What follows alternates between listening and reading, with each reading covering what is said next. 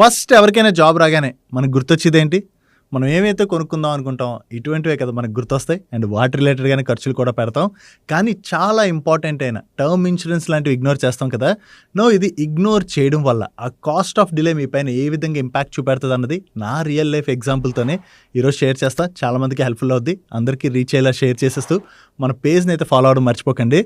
నేను term insurance 2017లో తీసుకున్నాను. అప్పుడు నా ఏజ్ 30 years. సో నేను 1 crore axis max life term insurance తీసుకుంటే ఆ టైంలోని నాకు జస్ట్ 8,000 రూపాయలు ప్రీమియం ఛార్జ్ చేశారు. అదే నా ఫ్రెండ్ సేమ్ ఏజ్ గ్రూప్ అతనే ఇప్పుడు టర్మ్ ఇన్సూరెన్స్ తీసుకోవాలనుకున్నాడు. అంటే కరెక్ట్గా 9 years డిలే చేసి టర్మ్ ఇన్సూరెన్స్ తీసుకోవాలనుకున్నట్లయితే 1 crore సమ్మిష్యుడికి అతనికి 18,000 రూపాయల పైన axis max life term insurance అన్నది పడుతుంది. అంటే అతను డిలే చేసినందుకు, అంటే జస్ట్ 9 years డిలే చేసినందుకు ప్రీమియం ఎంత పెరిగిపోయింది?